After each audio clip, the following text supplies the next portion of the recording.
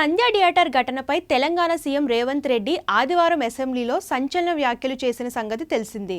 ఈ క్రమంలోనే అల్లు అర్జున్ టాలీవుడ్ పై తీవ్ర స్థాయిలో ఆరోపణలు చేశారు. అయితే సీఎం వ్యాఖ్యలపై అల్లు అర్జున్ ప్రెస్ మీట్లో రియాక్ట్ అయ్యారు. తనపై చేసిన ఆరోపణలు అన్నీ పూర్తిగా అవాస్తవమని, ఆ రోజు థియేటర్లో ఉన్న తన దగ్గరికి ఏ పోలీస్ రాలేదని, వచ్చి తనకు ఏం చెప్పలేదని, థియేటర్ వద్ద తాను ఎలాంటి రోడ్ షో చేయలేదని అన్నారు. ఇక బన్నీ మాట్లాడిన తర్వాత అదే ప్రెస్ మీట్లో నిర్మాత అల్లు అరవింద్ సైతం స్పందించారు. తన కుమారుడి వ్యక్తిత్వాన్ని తక్కువ చేసి మాట్లాడటం తట్టుకోలేకపోతున్నామని అన్నారు. రేవతి కుటుంబం విషయంలో న్యాయవాదుల సూచన ప్రకారమే బన్నీ మాట్లాడుతున్నాడని అన్నారు. అల్లు అరవింద్ మాట్లాడుతూ పుష్ప 2తో ఇండియన్ సినిమా రికార్డ్స్ అన్ని బ్రేక్ చేసిన ఫ్యాన్స్ తను ఎలా రిసీవ్ చేసుకుంటున్నారనే చూసుకునే అదృష్టం అల్లు అర్జున్కు లేకుండా పోయింది. ఇంత పెద్ద సినిమా తీసి రికార్డ్స్ క్రియేట్ చేసిన నా కొడుకు 2 వారాలుగా ఈ గార్డెన్లోనే ఓ మూల కూర్చుంటున్నాడు.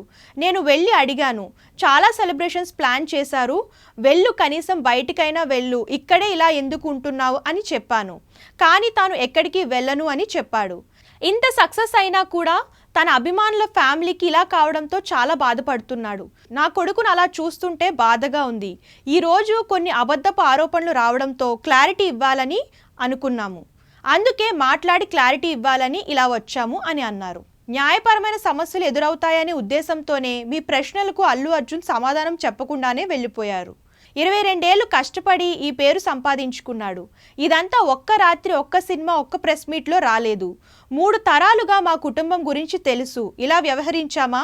మీ కళ్ళ నుంచి తప్పించుకొని ఇన్నేళ్లు ఉండగలమా? మాపై అసత్య ప్రచారాలు చూస్తుంటే బాధగా ఉంది అని అల్లు అరవింద్ అన్నారు.